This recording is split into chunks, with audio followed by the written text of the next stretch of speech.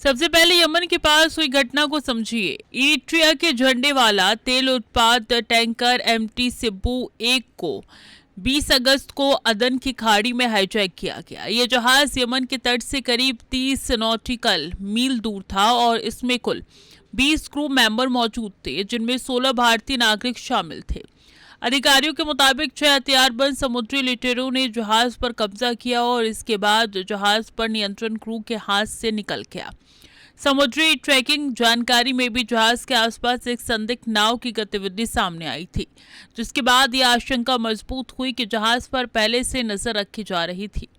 हालांकि इस घटना में किसी भारतीय नाविक के घायल होने की खबर नहीं है और अधिकारियों के मुताबिक सभी भारतीय क्रू मेंबर सुरक्षित है, लेकिन जहाज के समुद्री लुटेरों के कब्जे में होने के कारण स्थिति अभी भी गंभीर बनी हुई है। अब दूसरी घटना सोमालिया के पुंटलैंड तट के पास हुई, जहां कैमरून के झंडे वाला कार्गो जहाज एमवी लुटूफ 17 अगस्त को समुद्री लुटेरों के कब्जे में चला गया। जहाज पर कुल 10 क्रू मेंबर थे, जिन्हें 6 भारतीय नागरिक शामिल है। जानकारी के मुताबिक करीब 8 हथियारबंद लोग 2 छोटी नावों से जहाज तक पहुंचे और उनके पास AK-47 जैसे हथियार थे। जहाज की क्रू ने शुरुआत में खुद को सुरक्षित रखने के लिए सिडाटेल में इकट्ठा होने की कोशिश की, लेकिन लुटेरों तक पहुंच गए। उसके बाद क्रू को जहाज के ब्रिज तक ले गए।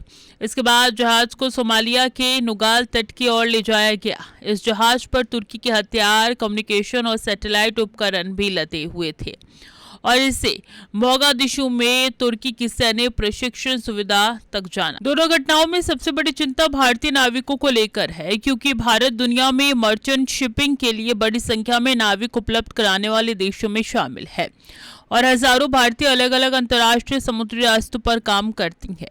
ऐसे में अदन की खाड़ी और सोमालिया के आसपास समुद्री डकैती का दोबारा बढ़ना भारत के लिए सीधे सुरक्षा का मुद्दा बन जाता है, खासकर तब जब ये पूरा इलाका पहले से ही कई तरह के खतरों से घिरा हुआ है।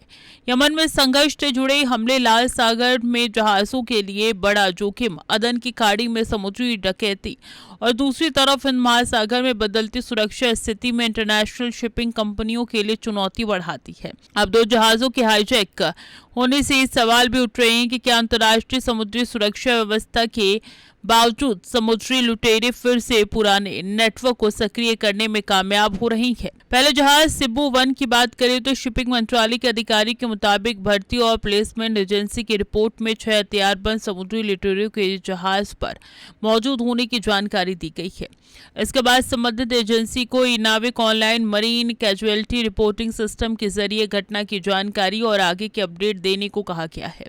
यानी भारतीय प्रशासन इस मामले को लगातार मॉनिटरिंग कर रहा है। दूसरी तरफ एमवी लुटूफ के मामले में सोमाली अधिकारियों के मुताबिक जहाज को पुंटलैंड के ईल जिले के पास कब्जे में लिया गया और फिर उसे नुगाल तट की तरफ ले जाया गया। इस जहाज की क्रू में भारतीयों के अलावा तुर्की, जॉर्जिया और सर्बिया के नागरिक भी शामिल है। यानी दोनों घटनाओं का असर सिर्फ भारतीय नाविकों तक सीमित नहीं है, बल्कि अलग अलग देशों के नागरिक इस संकट में फंसे हुए हैं। इस बीच समुद्री सुरक्षा से जुड़े संगठन फॉरवर्ड सेमीन यूनियन ऑफ इंडिया यानी FSUI ने भारतीय नाविकों की सुरक्षा को लेकर चिंता जताई है। संगठन ने एक वीडियो साझा करते हुए हॉर्मुज स्ट्रेट में एक जहाज पर हुए हमले का फुटेज बताया गया है और इस घटना में 21 भारतीय नाविकों समेत 22 क्रू मेंबर मौजूद थे और वीडियो में छोटी नावों से जहाज को घेरने और आरपीजी दागे जाने की तस्वीर दिखाई थी। हालांकि FSUI की और साझा किए गए ये फुटेज मौजूदा 2 हाईजैक से अलग है। फिलहाल सबसे राहत वाली बात यही है कि दोनों हाईजैक किए गए जहाजों पर मौजूद 22 भारतीय नाविक सुरक्षित बताए जा रहे हैं और किसी भी घायल होने की सूचना नहीं मिली है। लेकिन खतरा अभी भी खत्म नहीं हुआ, क्योंकि दोनों जहाजों पर समुद्री लुटेरों का कब्जा बना हुआ है।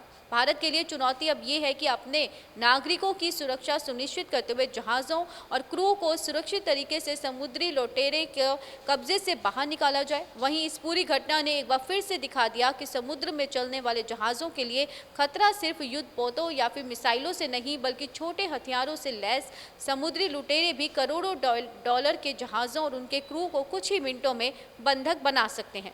इसलिए अदन की खाड़ी और सोमालिया के आसपास आने वाले दिनों में समुद्री निगरानी और सुरक्षा व्यवस्था पर पूरी दुनिया की नज़र रहने वाली है। कैमरा पर्सन प्रेम के साथ मैं मोनिका, TV 100 नोएडा।